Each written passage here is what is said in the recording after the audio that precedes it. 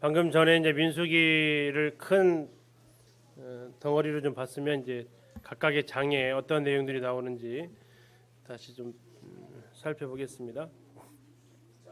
자, 1장에 10장까지는 장소가 시내산이라고 말씀드렸습니다. 다시 말하면 떠날 준비입니다. 떠날 준비. 자, 떠날 준비를 하는데 그 날짜를 좀 잘 보셔야 됩니다.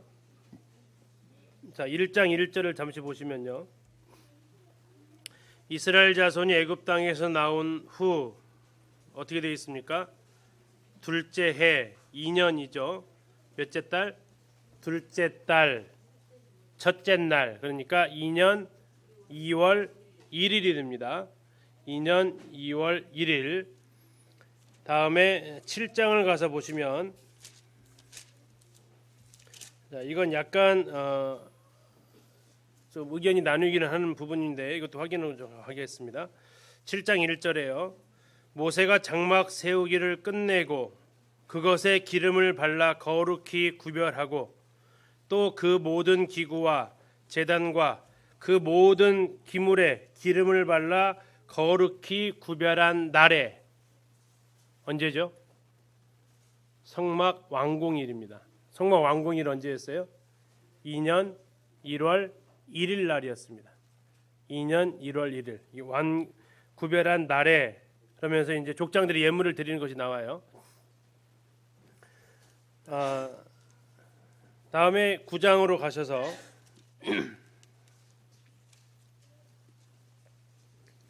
9장 5절입니다.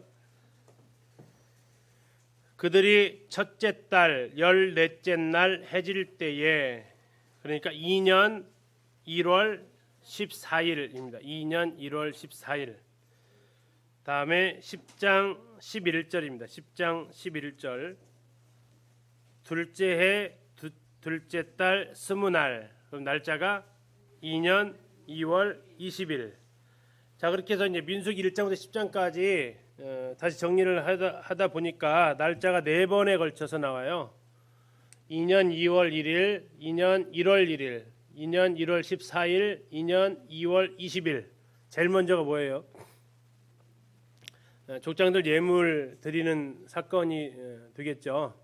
그리고 나서 레위기에 나와 있는 무슨 일을 하냐면 제사장 위임식을 해야 돼요. 이 사이에 들어오는 사건이, 그 사건이 들어와야 돼요. 제사장 위임식은 일주일간 걸쳐서 했고요. 그 목적은 유월절을 하기 위한 목적이었어요. 또 더 나아가서 이 제사, 족장들이 예물을 가져와서 제사를 드리게 되는데 이 제사를 드릴 또 사람이 필요했던 거고요. 그래서 제사장 위임식이 이 2년 1월 1일부터 1월 14일 이 안에 제사장 위임식을 하게 돼 있어요. 그리고 제사장 위임되고 나서 그들이 제일 먼저 제사 드리는 것이 레위기 10장에서 제사를 드리게 되죠. 그리고 이제 두 아들이 물론 그 이후에 죽습니다. 그리고 이제 두 번째 유월절을 하게 되는 것이 1월 14일 날 해요. 그리고 나서 2년 2월 1일 날 인구조사를 해요. 1장으로 오는 거, 시간적인 순서로만 본다면.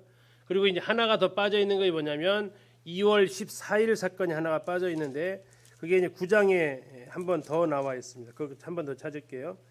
9장 11절을 보시면 9장 11절입니다. 자, 둘째 달 14째 날, 그러면은 2월 14일. 아까 6월절은 1월 14일이었는데 2월 14일 날 한 달 후에 6월절을 부정하게 되어서 못 지켰던 사람들이 있어요. 그 사람들을 위해서 한 달 유예를 둬서 2월 14일 날 그 사람들을 위한 6월절을 한 번 더 해요. 그리고 나서 출발은 2년 2월 20날 출발을 해요. 그러니까 민수기에서 기록되어져 있는 앞에 있는 시간대는 2년 1월 1일부터 2월 20일까지 약 1개월 20일, 약 50일 정도 시내산에서 있었던 일들이 1장부터 10장까지 나와 있는데 주로 뭐 했냐? 인구조사합니다. 인구조사. 그리고 가는데 예전에 막 우리 숙소 없이 텐트 칠 때 그럴 때 보면은 이제 텐트 어떻게 치는지 막 안내하고 그러잖아요. 그것처럼 또 출발할 때 선발 때 누가 가고 마지막 후발 때 누가 오고 그거 정하듯이 그거 정하는 거예요. 동일하게. 자, 가서 텐트 진영은 막 아무데나 알아서 쳐라 그러면 막 정말 난장판일 거 아니에요. 그래서 세 지파 동서남북으로 쳐라. 동쪽에는 무슨 지파 치고 이렇게 나눠주는 거예요. 다음에 이동할 때는 어떤 순서대로 가라. 성전에 성막에 있는 기물이 가는데 뭐부터 가고 다음에 무슨 지파 가고 또 그다음 성전 기물 가고 또 그다음에 가고 이렇게 조사해 주는 거예요. 자, 그런 거 할 때 성전을 옮겨야 되잖아요. 이제 출발을 해야 되니까 성전을 옮길 때 중요한 역할을 해야 되는 사람이 제사장과 레위인들이에요. 그래서 너희들은 뭘 해야 되는지 임무를 또 줘요. 인구 조사하고 나서 임무를 줘요. 자, 그리고 이제 그들이 머물렀던 자리, 아름다운 사람은 모두 아름다워요. 머물렀던 자리도 아름답게 떠나야 될 거 아니에요. 진영을 정결하게 하는 법들을 얘기하고 그런 가운데 그들이 하나님께 구별되어진 이 나시리는 제사장과 레위인들 이외에 하나님 앞에 헌신되어진 사람들, 그 사람들이 짧은 일정한 기간 동안 구별된 삶을 하나님 앞에 사는 거, 드려진 삶을 사는 그런 제도를 얘기합니다. 그러니까 하나님을 위해 살고자 하는 사람들을 위해서 길을 열어놓은 것이 나시린의 법이죠. 이 모든 것이 되어졌을 때 족장들이 예물을 가져오고 자, 레위인 봉사를 위해서 그들을 정결케 하게 되고 유월절을 지킨 다음에 출발을 하는 게 1장부터 10장까지 약 50일 정도 있었던 사건이 시내산에서 있었다. 성막 건축 이후에 약 50일 정도 그들은 더 시내산에 머물렀다라고 생각하시면 되겠습니다. 그리고 이제 광야로 출발을 하는데 아까 말씀드린 대로 다베라와 기브롯 핫다와 사건이 11장에서 두 번에 걸쳐서 그들이 하나님 앞에 죄를 짓고 아론이 죄를 짓고 가데스 바네아에서 원망하면서 하나님께서 10번 동안 나를 거역했다 말씀하시면서 못 들어간다. 자, 못 들어가는데 자, 그러면 몇 살 이상 못 들어간다 그랬죠? 20세 이상. 그러면 가나안 땅에 들어갔을 때 최고 나이가 갈렙하고 여호수아 빼고는 몇 살이란 얘기예요? 60세가 넘어야 안 넘어요? 안 넘어야죠. 60세 넘은 사람은 몇 명밖에 없어요? 2명밖에 없어요? 더 있어요? 2명밖에 없을까요? 모세는 못 들어갔잖아요. 그죠? 2명인가요? 2명이면 큰일 나요. 2명 말고도 꽤 많이 있어요. 누굴까요? 레위 지파요. 레위 지파는 아까 정탐꾼 숫자에 레위 지파는 들어가야 했어요? 안 들어갔어요? 안 들어갔어요. 어디서 알 수 있냐면 모세가 이제 나중에 유언을 할 때 너희들이 가나안 땅에 들어가서 땅을 나눠줄 건데 그 땅을 누가 나눠줄 거냐면 엘르아살하고 여호수아가 나눠줄 거다라고 해요. 엘르아살은 아론의 아들이에요. 그러니까 엘르아살도 가나안 땅에 들어갔어요. 엘르아살이 60세가 안 돼서 들어간 게 아니고 엘르아살 레위 지파는 그 명단에서 제외가 돼 있었어요. 그래서 그들도 레위 지파는 그냥 들어갔어요. 이해 가시죠? 그러니까 레위 지파를 제외한 모든 지파에서 60세 이상은 두 사람밖에 없었지만 레위 지파, 특히 제사장 이들 그룹은 이 정탐꾼 명단에 빠져 있었어요. 그래서 그들은 들어간 혜택을 받게 됩니다. 그리고 실제로 그런 아까 기록 엘르아살 이런 제사장들이 그 일을 했던 기록이 남아져 있고요. 자, 그리고 이제 아까 말씀드린 고라의 반역과 쌍난 지팡이 그리고 가도 제사장이 가나안 땅에 들어가서 해야 될 거 인원 많은 죽어서 붉은 암송아지 제사건 나오고요. 20장에서 2명 죽었다겠죠. 미리암과 아론이 죽습니다. 무리바 사건에서 두 사람이 또 못 들어가고요. 20장은 그래서 하여튼 두 사람과 관련되어져 있어요. 21장 불뱀과 놋뱀 사건이 있고 22장부터 24장까지는 발람과 관련되어진 사건입니다. 발람의 예언과 관련되어진 사건이 쭉 나와 있고요. 자, 이것도 왜 이렇게 기록이 되어졌을까요? 이것도 메시아의 구속적인 사건과 연결되어지기 때문에 그래요. 발람이 메시아가 올 것을 예언을 해요. 그렇기 때문에 민수기에서 예수 그리스도와 관련된 내용이기 때문에 이 사건은 굉장히 중요하게 다루고 있다는 얘기죠. 이제 발람 예언에서 그 내용들을 볼 거고요. 이제 마지막 26장에서 36장은 모압 평지로 가는데 그 출발점은 다시 인구 조사입니다. 2차 인구 조사를 합니다. 자, 새로운 세대가 생겼죠. 2차 조사니까. 그럼 1세대는 다 이제 돌아가신 상황이 되는 겁니다. 그리고 이제 새로운 세대가 됐기 때문에 리더십도 어떻게 돼요? 모세에서 누구로? 여호수아로, 아론에서 엘르아살로 리더십도 체인지가 됩니다. 그리고 이제 그들에게 들어가서 해야 될 일들을 쭉 얘기를 하고요. 마지막 이제 발람이 죽는 사건이 언급이 되면서 이 발람이 죽었던 이유는 앞에서 있었던 이 사건, 바알볼 사건, 이 사건의 뒤에 배후 조종자가 누구였어요? 바로 이 발람이었습니다. 그래서 발람의 죽음을 또 기록을 하고 있습니다. 자, 이제 다 끝났는데 이제 들어갈 일만 남았는데 갑자기 이 두 지파 반이 잠깐요, 긴급동이 있습니다. 저희는 여기 머물면 안 될까요? 왜 그런 얘기했을까요? 이 땅이 어떻다는 얘기예요? 굉장히 좋다. 뭐에 비하면 좋다? 광야에 비하니까 너무 좋다. 2011년, 12년도 이스라엘 갔을 때 정말로 남고 싶었겠다. 정말 아무것도 없는 데를 차 타고만 가도 그냥 그 삭막한 데를 지나면서부터 막 풀이 보이고 나무가 보이니까 진짜 여기가 천국이다 싶을 정도. 근데 이제 그들이 갈릴리를 안 봐서 그랬던 것 같은데, 갈릴리를 봤으면 더 좋았을 것 같은데, 아무튼 그들은 여기가 좋다라고 하면서 두 지파 반이 남겠다고 합니다. 그러면서 이제 거기에 대해서 분배를 해주고요. 그래서 모세에 의해서 분배받은 지파가 두 지파 반이에요. 나머지 9지파 반은 여호수아에 의해서 분배를 받게 되고요. 그래서 여정을 쭉 종합해서 기록하고 있고, 가나안 땅의 경계에 기록하고 있고, 도피성제도 요단강 서편 3개, 동편 3개, 6개를 말하고 있으면서 시집간 여자의 유산 레위기 할 때 했어요. 누구였죠? 네, 슬로보앗의 딸들. 그들은 정말 믿음으로 이 땅을 들어갈 것을 알고 있어서 우리는 딸밖에 없을 때 어떻게 합니까? 라는 이런 것, 특별히 하나님께서 이들을 위한 약속을 기록을 하시죠. 자, 이렇게 해서 민수기가 끝나요. 자, 민수기에 대한 큰 그림을 그려 보시면 좋겠습니다. 36장까지 있는데 장소가 달라진다. 시내산에 있다, 광야로 갔다가 모압 평지로 간다. 시내산에서 제일 중요한 것은 인구조사하고 유월절 했다. 다음에 모압 광야에서 중요한 사건은 불평하다가 가데스 바네아에서 불순종해서 못 들어가고, 거기에서 또 불평하다가 1세대 다 죽고, 모세와 아론마저도 못 들어가게 되고, 결국 그들이 세례시내 건너서 광야 끝나고 인구조사했을 때는 1세대가 전부 다 전멸하고, 2세대가, 그리고 모세가 아니라 여호수아가, 아론이 아니라 엘르아살이 리더십을 교체하면서 그들은 모압 땅에서 이제 가나안 땅에 들어갈 준비를 하는데, 그때 두 지파 반이 땅 분배를 받는다. 이제 이것이 이 민수기의 큰 틀이 되겠습니다. 어렵지 않다라는 얘기예요.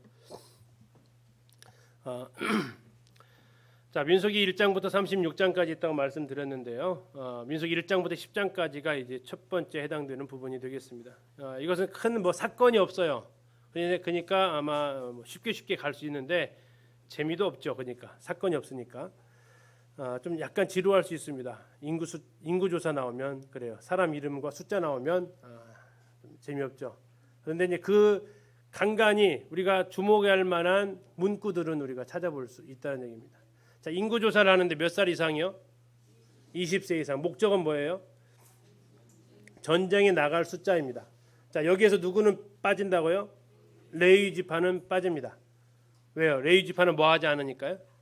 전쟁하지 않습니다. 자, 그래서 레위 지파는 인구수에서 빠지게 되는데, 인구 조사한 날이 2년 2월 1일입니다. 누가 주파했냐? 각 지파마다 대표자 1인씩에 대해서 12지파가 동시에 인구 센서스를 하게 되는 거죠. 인구 센서스를 해가지고 조사를 했더니 오른쪽 표와 같습니다. 이렇게 12지파에 나왔는데, 지금 빠져있는 지파가 어디라고요? 레위 지파가 빠집니다. 그리고 요셉 지파가 빠져 있고, 요셉 대신에 두 지파가 들어가죠. 여기 나와 있는 므낫세와 에브라임, 원래 요셉의 두 아들이죠.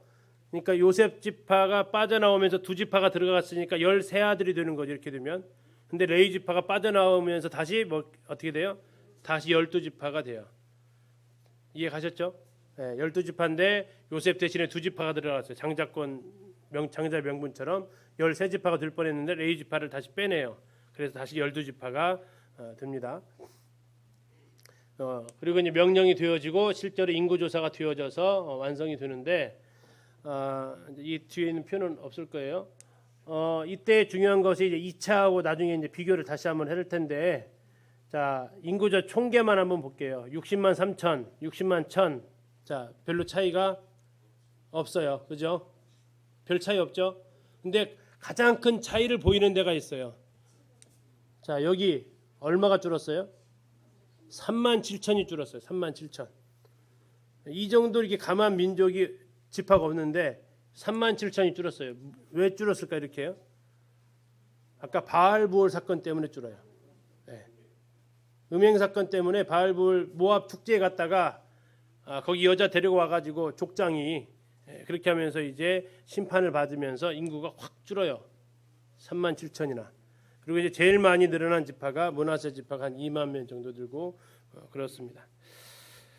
자 이렇게 인구 조사가 1장 26장에 들어가 있다라는 거 기억하시면 되고요. 자 2장 이제 떠날 건데 떠나기 전에 가면서 알려줄게 하면 안 되죠. 가가지고 우리가 진을 어떻게 칠 거야, 텐트 어떻게 칠 거야라고 얘기를 해요. 정말 이사 많이 다녀보신 분 존경스럽죠. 어떻게 그 힘든 이사를 이렇게 했을까? 저희는 지금 딱 한 번 해서 지금도 살고 20년째 이제 살아가고 있는데 엄두가 잘 안 나요. 근데 이들은 이사를 몇 번 했을까요?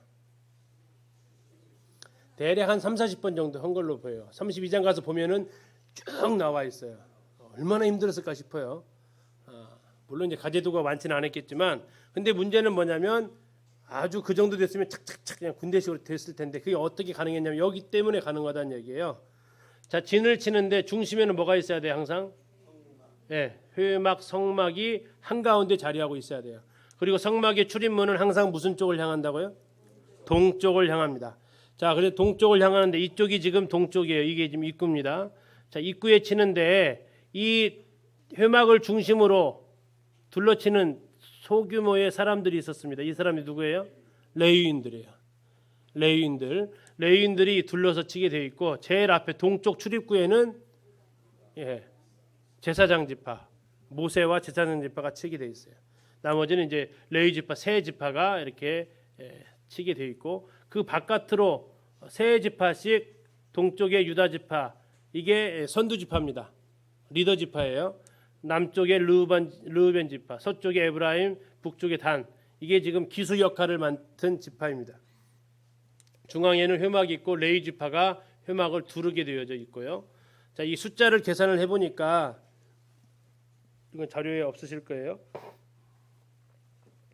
자, 보니까 동쪽에 인구 18만 6천, 서쪽에 10만 8천, 남쪽에 15만 1천, 북쪽에 15만 7천 이렇게 인구수 중심으로 이렇게 편성이 되어 있는 것도 확인해 볼 수 있습니다. 지금 이제 네모난 거 뭔지 아시죠? 이게 뭐죠? 번제단. 이건 동그라미 물두멍. 이건 성소와 지성소. 잘 알고 계시네요. 자 60만 3,550명의 레위 지파는 제외되었습니다. 왜? 전장에 나가서 싸우지는 않기 때문에. 그래서 3장에서 이제 남아 있는 레위 지파를 다시 인구 조사를 다시 하는 것이 나오게 되겠죠. 자 이렇게 이제 성막이 채워지고 이 근처에 다 이게 노숙을 해야 되는 이런 일들. 자 이게 누구 것 같아요? 그럼요? 누구 것 같아요? 이 성막문 앞에 있는 사람 누굴까요? 이 사람 누굴까요? 제사장 지파죠. 제사장 지파. 왜? 성문 안쪽에 있으니까. 다음 이쪽에 있는 게 이제 레위 지파. 그리고 저 뒤에 이제 이렇게 천막 치고 있는 것이 나머지 이스라엘 12지파 이렇게 되어져 있다라는 겁니다. 항상 그들의 중심에는 성막이다라는 것을 기억하시면 되겠고요. 자 이제 3장에서는 아까 빠졌던 레위 지파를 인구 조사를 하게 됩니다. 아론이 원래 아들 넷을 뒀는데 2명은 죽어버렸어요. 레위기에서 이미. 그래서 남은 두 아들은 엘르아살과 이드말 이 둘만 남았고요. 엘르아살이 아마 더 형인 것 같습니다. 그래서 아론의 뒤를 이어서는 엘르아살이 대제사장 역할을 담당하게 됩니다. 자, 이들을 레위인들이 이제 뭐 해야 되느냐? 제사장들을 돕는 역할을 합니다. 제사장들을 돕는 역할을 하면서 회막에 있는 성막에 있는 기구를 담당하고 제사장들을 돕는 역할을 하는데, 자, 아론과 그의 아들들이 아닌 의인들, 이게 레위 지파가 아닌, 아론도 레위 지파입니다. 다 레위 지파인데 아론과 나머지 자손으로 나누어지는 건데, 아론과 그의 아들들이 아닌 레위 지파가 아닌 사람들이 성막 안에, 성소 안에 들어오면 성막 안에 뜰까지는 들어올 수 있어요. 번제단, 뭐 물두멍 여기까지는 들어올 수 있어요, 그들이. 근데 성소 안에 들어오면 어떻게 된다고요? 죽는다 그랬어요. 그러니까 나중에 이제 이런 이 사람들이 더 들어가고 싶은 거죠. 어디까지? 모세의 자리까지 막 들어가고 싶은 거죠. 지성소까지 나도 좀 들어가면 안 되냐? 이렇게 하면서 미리암, 아론 또 고라 자손들 그들이 이제 심판을 받게 됩니다. 그러면 왜 이들은 어떤 의미를 가지고 있냐? 나중에 이제 인구 조사할 때 확인을 해볼 텐데요. 이들의 가장 큰 특징은 출애굽 사건이라는 거죠. 출애굽 사건. 자, 출애굽 사건에서 하나님께서 누구를 살려주셨어요? 이스라엘의 큰 아들 장자를 살려주셨어요. 그럼 장자가 누구 거가 돼요? 하나님 것이 돼요. 근데 장자가 하나님 것이 되는데, 근데 그 장자가 하나님 것이 되는 것을 상징적으로 장자의 수만큼 뭐가 필요한 거예요? 레위인들이 필요한 거예요. 왜? 하나님 소유니까. 하나님 거를 따로 떼어놓은 거예요. 성별 구별시킨 사람들이에요. 근데 만약에 애굽에서, 일단 계산 잘하셔야 돼요. 애굽에서 1000명의 장자가 살았다. 6월절 날. 그러면 레위인들이 몇 명이 필요한 거예요? 1000명이 필요한 거예요. 만약에 1000명이 안 되면 어떻게 돼요? 한 900명 되면. 실제로 그 문제가 발생해 뒤에 계산해봤더니 모자라 레위인이. 어떻게 할까요? 예, 미리 보시면 나와 있어요. 속전 내면 돼요. 한 사람당 5세겔씩 속전 값을 지불해요. 아주 철저하게 계산하세요. 자, 3장에 이게 나온다고요. 자, 레위 인구 자손을 조사를 했어요. 1개월 이상 자손을 조사했더니 22,000명이에요. 자, 이제 수학 잘하시는 분들 잠깐 계산 한번 해보십시오. 몇 명이라고요? 22,000명. 그래서 레위의 세 아들이 있거든요. 게르손, 고앗, 무라리 세 자손을, 자, 7,500, 8,600, 6,200 더해 보세요. 몇 명? 몇 명? 예? 22,300명. 근데 왜 22,000명이라고 했어요? 300명은 어디 갔어요? 아, 성경 잘못 기록됐네요. 자, 그래서 그것을, 아니 이건 속전이 아니고 레위인들이니까 이 300명은 누구냐 봤을 때 1개월 이상 조사했죠. 지금 이때가 2월 둘째 년 2월 1일이었죠. 출애굽한 지 얼마 지금 지났죠? 1년 지났죠. 그럼 그 사이에 뭐가 있을 수 있어요? 출생이 있죠. 누구 지파가? 레위 지파의 출생이 있다고요. 임신해가지고 나온 사람도 있을 거 아니에요. 그죠? 그 숫자가 대략 몇 명이라고요? 그게 300명이라고요. 300이라는 숫자가 왜 22,300인데 22,000만 기록했느냐? 이 사람들은 누구냐면 출애굽해가지고 출생한 사람일 것이다 라고 분별을 하는 거예요. 이해 가세요? 저 사람 숫자에는, 자, 이 22,000은 뭐를 위한 22,000이죠? 이스라엘의 장자를 대치시키기 위한 목적이었어요. 출애굽할 때의 장자를 1대1로 대칭시키기 위한 숫자가 22,000명이었다고요. 이해 가세요? 이 사람들은 300명은 출애굽을 이미 해버리고 나왔기 때문에 여기에 해당이 안 된다고요. 자, 22,000명인데 그 다음에 장자 수를 다 계산해봐서 12지파의 큰아들 숫자를 6월절 때 살아남은 큰아들 숫자를 계산해봤어요. 자, 근데 이 장자는 몇 살 이상 계산했냐면 20세 이상 계산했죠. 그래서 계산해봤더니 얼마가 나왔냐면 22,273명. 자, 22,273명 빼기 레위 자손 22,000하니까 몇 명이? 273명이 예, 이 사람들은 이제 뭘로 대체를 시켜야 돼. 이 사람이 레위인으로 가서 성막 봉사를 하든지 대체를 시켜야 되는데 다른 사람 오면 죽는다고 했잖아요. 그래서 어떻게 해야 되냐면 이 사람 숫자만큼 1인당 5세겔을 내도록 했어요. 273 곱하기 5 한 거예요. 이 세 개를 가지고 성막에 관련된 일들을 하는데 쓰라고 낸 거예요. 그래서 결국 이스라엘이 출애굽할 때 장자들이 살아남았죠. 그들에 해당되는 숫자만큼 이스라엘 레위 지파의 숫자로 대치시켰어요. 이해가셨어요? 근데 레위인이 모자라. 그러니까 어떻게 했어요? 나머지 사람들은 속전을 내고 대속을 시켰어요. 그래서 더 이상 이스라엘의 나머지 12지파의 큰아들에 대한 목숨값은 어떻게 됐다고 이제 완전히 다 해결된 거예요. 그 해당되는 사람이 누구라고요? 레위 지파였다고요. 레위 지파는 이스라엘 백성들의 장자의 목숨값이에요. 장자의 목숨값이라는 얘기는 이스라엘 백성들에게서 이 레위 지파는 하나님께 속한 사람들이 된 거라고요. 그래서 하나님께서 아주 세세하게 숫자까지 다 세가지고 1의 자리까지 3명이라는 얘기, 1의 자리까지 세가지고 계산을 하신 거예요. 우리 형제자매들 한 명 한 명의 목숨값이 퉁치지 않는다고요.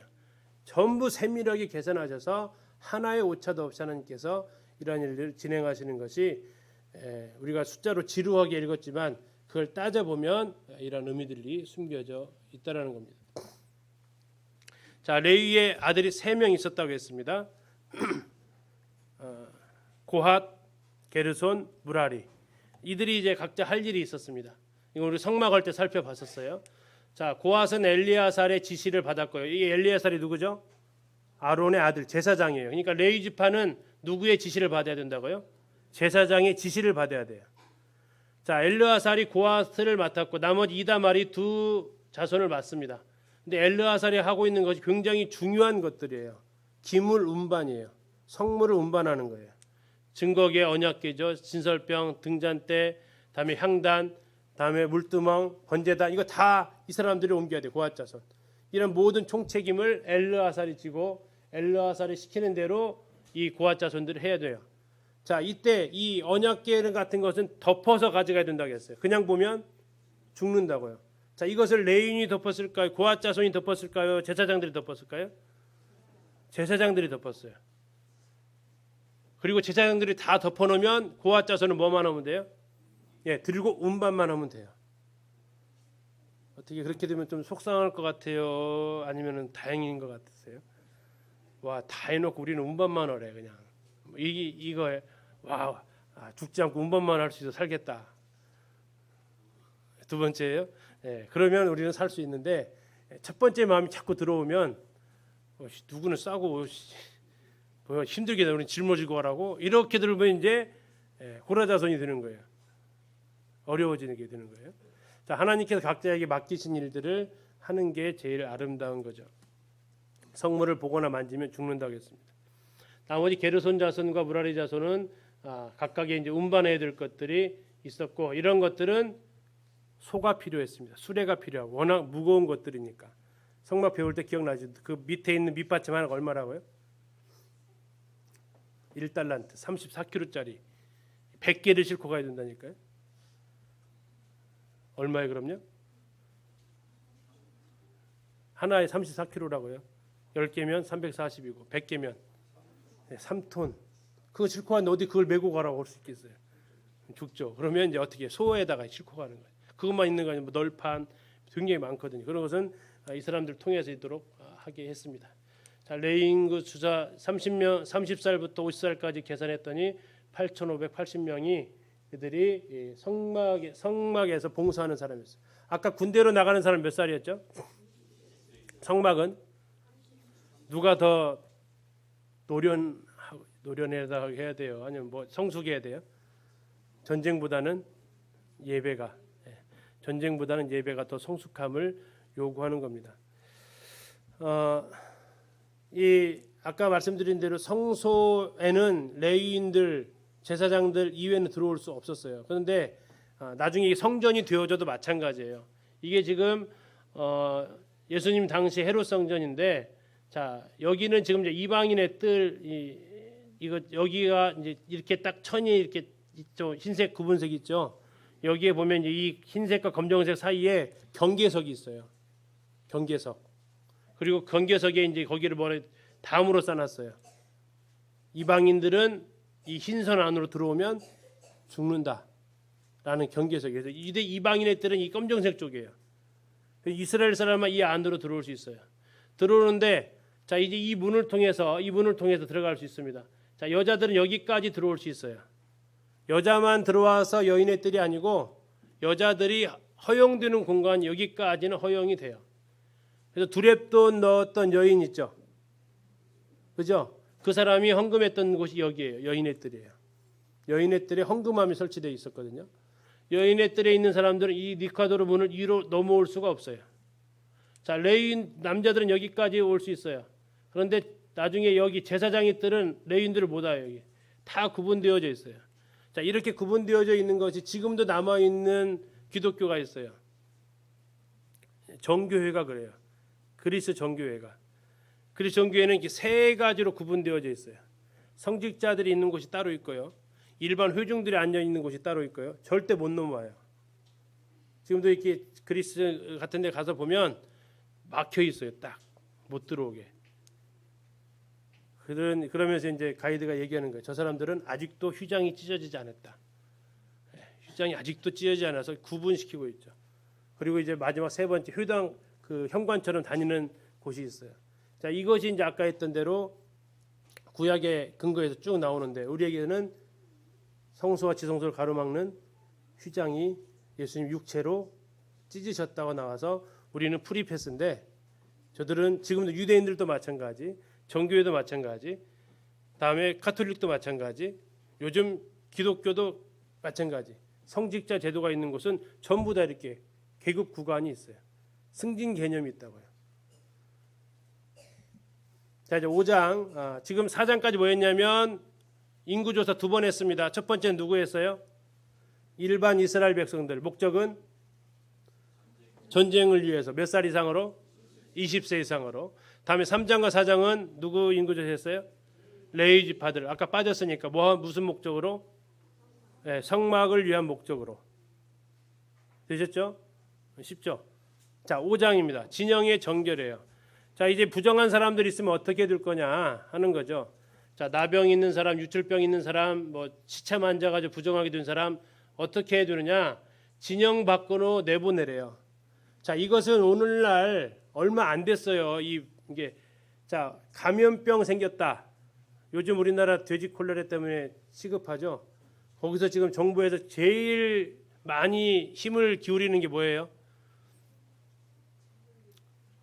격리죠, 격리. 살처분을 왜 하죠? 정말 안타깝잖아요. 살아있는 거 죽이는 것이. 왜예요? 네, 전염되는 걸 차단시키기 위해서 하는 거잖아요. 저게 지금 뭐냐면 저게 지금 그 격리시키는 거예요. 진영 밖으로 내보내라. 진영 안에 있으면 어떻게 된다고요? 예, 전염되는 거예요. 그래서 진영 밖으로 내보내는 거예요. 근데 우리는 이 전염병에 대한 상식이 이게 얼마 안 됐다고요. 우리도 요 근래 뭐 메르스나 이런 것 때문에 이게 필요하구나라고 했지 별로 생각조차 없었다고요. 근데 지금 이게 몇 년 전 기록이에요? 3,500년 전부터 병이 있으면 뭐 해라? 격리시켜라. 얼마나 수준이 높은 기록이냐 이거죠. 하나님께서는 병이 있으면 격리시켜라 이거예요. 어디? 진 밖으로 나가라. 진 밖으로 나간 얘기는 성막 밖이 아닙니다. 어디 밖이에요? 이스라엘 사람들이 천막을 치고 있는 그 밖으로 나가라는 얘기예요. 왜 그러느냐? 신명기 23장에 보면은 이유가 뭐일 것 같으세요? 찾아보기 전에. 이유가 뭘 것 같아요? 왜 진영으로 내보내라고 했을 것 같아요? 신명기 23장 14절에 뭐라고 했냐면 내가 그 진영 안에서 내가 살고 있다라고 얘기하고 있어요. 진영을 더럽히지 말라라고 얘기하고 있어요. 하나님이 그 안에 사시고 계셨다고 얘기하고 있어요. 이거 영적으로 말하면 뭐가 되겠어요? 네, 교회는 거룩을 유지해야 되고 죄가 범죄하는 일이 드러나면 뭐 해야 된다는 얘기예요? 예, 이것은 징계해야 하고 격리시켜야 된다는 얘기예요. 그렇지 않으면 교회 안에 누룩이 퍼져서 들어올 수밖에 없기 때문에 범죄한 일이 있으면 어떻게 해야 된다고요? 격리시키게 되어져 있어요. 우리는 이제 그것을 갖다가 가장 심한 것은 출교라고 그러죠. 아니면 이제 두 번째로는 집에서 근신하는데 집에서 근신하도록 하는 징계가 있죠. 근데 오늘날 많은 교회가 이 징계가 전부 다 사라졌죠. 왜요? 징계하면 옆에 교회로 가버리거든요. 예. 이것이 이제 굉장히 참 우리가 안타까운 부분인데 하나님께서 그 안에 거하신다라고 얘기하고 있어요. 그래서 여기는 거룩해야 된다. 교회가 바로 이 거룩을 잃어버리면 더 이상 교회라고 할 수 없는 거죠. 가슴 아프지만 그러나 목적은 뭐예요? 저 사람을 없애버리는 게 아니고 회복시키기 위한 거예요. 그래서 다시 정결해지면 뭐 하겠었죠? 다시 받아들이기 위한 그 과정으로 하도록 되어져 있습니다. 그리고 그 사람들이 다시 회복이 되어지면 속건제를 드리고 들어오도록 허락이 되어져 있고요. 다음에 이제 민수기 5장에 보면 좀 뜬금없이 나옵니다. 아내를 못 믿겠어요. 아내가 의심돼요. 쉽게 얘기하면 아내가 좀 바람을 피운 것 같아. 만약에 이게 현장범이었다면 어떻게 됐을까요? 죽어요. 현장범이면 바로 죽어요. 근데 현장범은 아닌데 약간 의심스러워. 그럴 때는 어떻게 하라겠냐? 아내를 데리고 제사장한테 옵니다. 그러면 제사장은 성막 바닥에 그냥 맨땅입니다. 맨땅에서 거기서 이렇게 티끌을 취합니다. 그리고 물에다가 이걸 섞어요. 그리고 이게 저어줍니다. 그 여인한테 머리를 풀게 하고 여인한테 이 물을 마시게 해요. 근데 맹세를 하고 마시게 해요.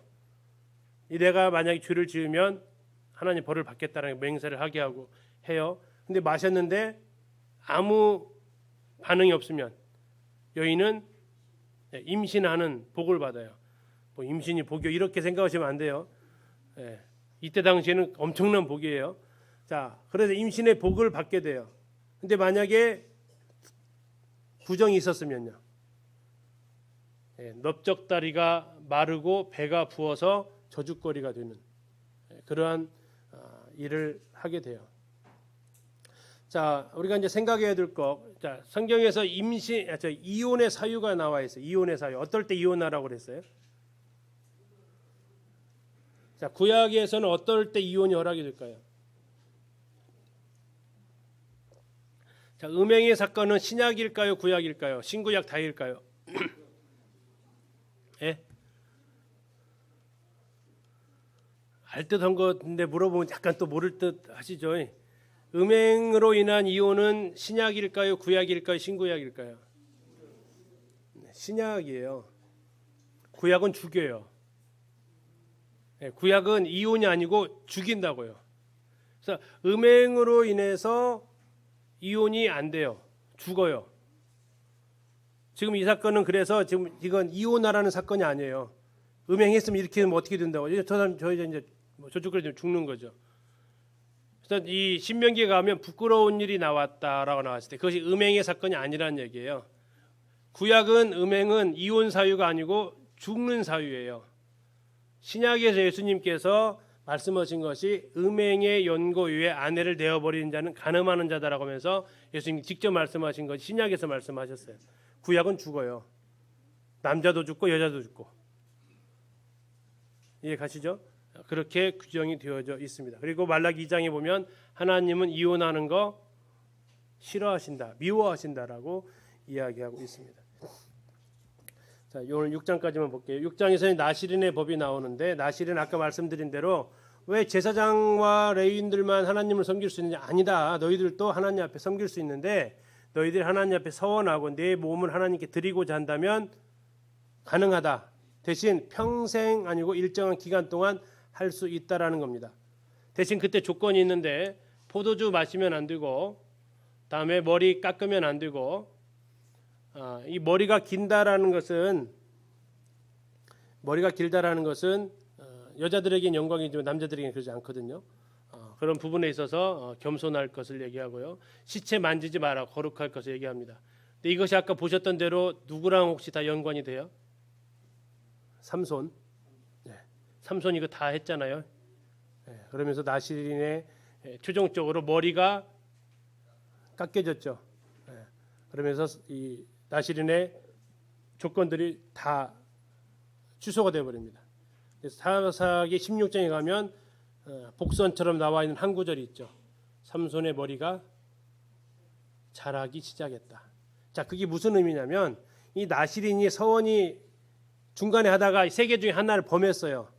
그럼 어떻게 하냐면 지금까지 해왔던 거 취소, 그리고 다시 시작할 수 있어요. 머리가 다시 길러나기 시작했다는 얘기는 뭐냐면 나시든으로서 다시 하나님 앞에 드려지기 시작한 거예요. 뭐 그 안에서 뭐 술을 줬겠어요. 뭐 시체만 이제 계속 돌리기만 했으니까. 근데 하나님께서 이제 머리가 길어나게 하셨다는 것은 하나님께서 그를 다시 받으시겠다라는 그러한 은혜의 표현이죠. 그리고 이제 아까 보셨던 그 제사장 기도 히브리어 들어보셨죠? 이 민수기 읽다가 제일 은혜가 되는 것이 바로 이 민수기 6장 22절부터 24절부터 26절인데 이게 지금 그 이스라엘 국립박물관이 그 자료는 없을 겁니다. 이게 케테프 흰놈이라는 건데 이게 은으로 되어져 있어요. 은으로 되어져 있고 은을 돌돌돌 마른 건데 이게 뭔가 하고 펴봤어요. 펴봤더니 폈더니 이렇게 생겼어요. 원래 이렇게 작은 겁니다. 그리고 그 안을 봤더니 이렇게 되어져 있었어요. 글씨가 써 있었어요. 이렇게.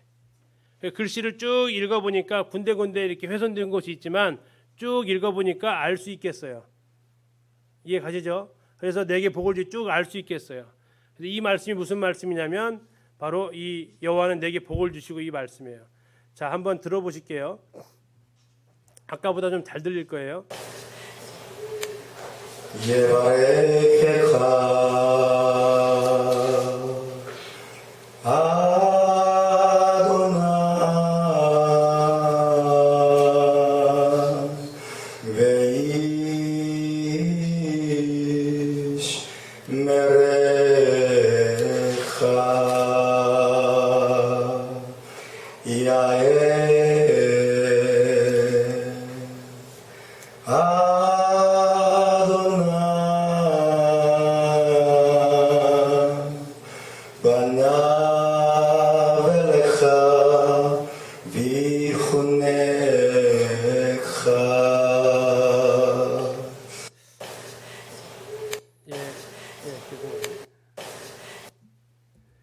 자, 이게 지금 이제 히브리어 원어를 들어보셨는데요. 이것은 제사장이 이스라엘 백성들을 향해서 해주는 축복의 말이고요. 오늘날에는 이제 부모들이 자녀를 향해서 해줄 수 있는 가장 좋은 축복의 말입니다. 자, 보셨던 대로 이제 혹시 들리는 단어 있으셨어요? 야훼, 또 아도나이. 아유, 그 정도 많이 들으신 거예요. 자, 이렇게 하면서 이제 아까 초막절 이튿날 백성들을 향해서 이 머리에 쓴 사람들이 이스라엘 백성들을 축복하는 날이에요. 이것이 민수기 6장 24절 26절 말씀인데 이 말씀은 부모님들이 외우셔서 자녀들에게 축복을 해주실 때 사용하시면 참 좋은 말씀이 되겠습니다. 엊그저께 강혜가 갑자기 전화를 왔어요. 수능 한 달 앞으로 다가오니까 약간 스트레스를 좀 받는 것 같은데 한 50분 넘게 통화를 좀 하면서 마지막으로 무슨 말을 해줘야 될까 하다가 이 말씀을 읽어줬어요. 근데 자기도 참 좋아하는 말씀이라고 하나님의 얼굴이 나에게 비추시기를 한다고 그 말씀이 자기 참 좋아한다고 이렇게 얘기를 하던데 부모님 아이들한테 꼭 한 번씩 이렇게 들려주시고 해주시면 좋겠습니다. 자, 오늘 6장까지 했고요. 다음 주에 이제 7장부터 하도록 하겠습니다. 님 기도해 주시고 마치도록 하겠습니다.